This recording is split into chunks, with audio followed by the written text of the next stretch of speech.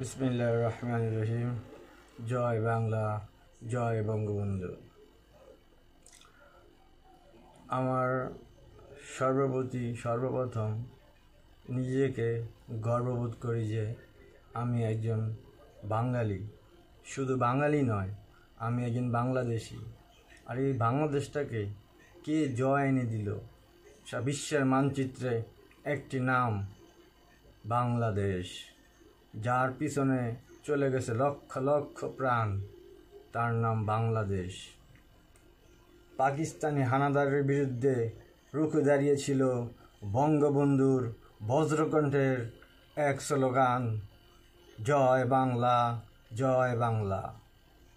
এই বাংলার মাটিতে আজ আমরা থাকতে পারতাম না, আজকে এই বাংলার মাটিতে আমরা বসবাস করতে পারতাম না।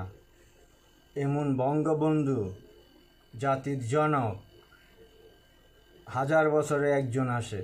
সে এসেছিল, সে চলে গেছে, কিন্তু রেখে গেছে অনেক দায়িত্ব কর্তব্য আমাদের জন্য।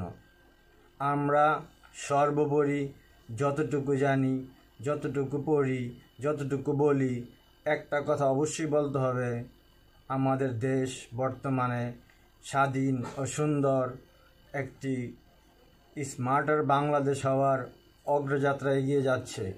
এই অগ্রযাত্রাকে যারা বাধা বিপত্তি দেওয়ার জন্য কোটা আন্দোলন নামে এক আন্দোলন শুরু করছেন, আজকে এই কোটা আন্দোলনের কারণে হাজার হাজার জঙ্গি, হাজার হাজার কোথা থেকে আসা, নাই তাদের শিক্ষা নাই কিচ্ছু, তারা আসছে রাজপথে বঙ্গবন্ধুর কন্যা জননেত্রী শেখ হাসিনাকে হুমকি দেয়, শেখ হাসিনার হাত থেকে ক্ষমতা কেড়ে নিবে। বাংলার মাটি সোনার চেয়েও খাঁটি। বঙ্গবন্ধু বলেছে, ৭১-এ যুদ্ধ আমরা করেছি, স্বাধীনতা এনেছি জয় বাংলা ধ্বনিতে।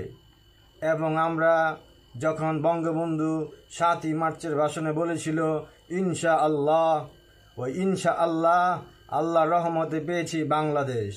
আর এই বাংলাদেশের বিরুদ্ধে এখন চলছে চক্রান্ত। কোটা আন্দোলন সম্পূর্ণ বন্ধ না, সব পরিপূর্ণ, তাদের যা যা চাওয়া আছে সব কিছু পূরণ করার পর এখন এই কোটাকে একটা বিরাট রূপ ধারণ করছে কিছু জঙ্গি, কিছু মানে অনেক পদের, বিএনপি, জামাত ইসলাম, অনেকেই। আচ্ছা, আমি আপনাদের কাছে একটা প্রশ্ন করি, বঙ্গবন্ধুর কন্যা জননেত্রী শেখ হাসিনা নিজের জন্য কি করেছে? কিচ্ছুই করে নাই। আজকে যদি আমার সন্তান একটা মারা যায়, আমি একজনের সুখ, আমার একজনের সুখটা যেন আমি নিতে পারবো, এটা আমি পারবো না। আর এই বঙ্গবন্ধুর কন্যা জননেত্রী শেখ হাসিনা, উনি তার ফ্যামিলির পরিবারের একটা শিশু ছিল রাসেল, তাকেও হত্যা করতে দ্বিধাবোধ করা নাই। আর ওই বাংলাদেশকে শেখ হাসিনা ধীরে ধীরে আজকে এমন এক অবস্থানে আনছেন যা বিশ্বের বুকে বাংলাদেশকে দেখে অনেকে হিংসাও করে। এই দেশ কী করে এত সফলতা আসলো, সফল হলো? যার একমাত্র নেত্রী, একমাত্র জনগণের বন্ধু, মানবতার অগ্রদূত জননেত্রী শেখ হাসিনা। আর আপনারা বর্তমানে যারা রাজপথে আন্দোলন করতেছেন, কিসের আন্দোলন? আপনারা হলেন বিএনপি, আপনারা হলেন জামাত, আপনারা হলেন দেশ ও জাতির দুশ্মন। উন্নয়নের যেই বাধাগুলো ছিল, ওই বাধাগুলোকে আবার আপনারা তুলে ধরছেন, জনগণকে মিথ্যা সত্য বিভিন্ন ধরনের সহায়তা করছেন, যাতে বঙ্গবন্ধুর কন্যা জননেত্রী শেখ হাসিনা ও তার দল এ দেশ থেকে বহির্ভূত হবে। ইনশাআল্লাহ এটা হবে না। আমরা এখনও জীবিত আছি। যতদিন আমরা আছি, যতদিন জননেত্রী শেখ হাসিনা আছে, তার দেখানো পথে আমরা এগিয়ে চলব। কোটা আন্দোলন শেষ হওয়ার পর কেন হাজার হাজার শত শত মানুষ আজকে রাজপথে নামছেন এবং মরতেছেন? কাদের?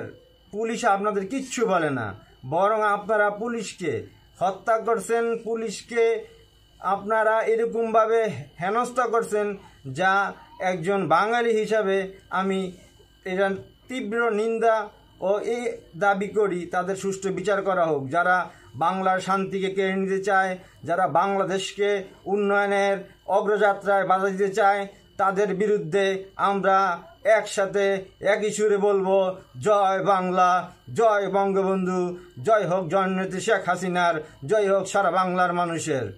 আল্লাহ হাফেজ।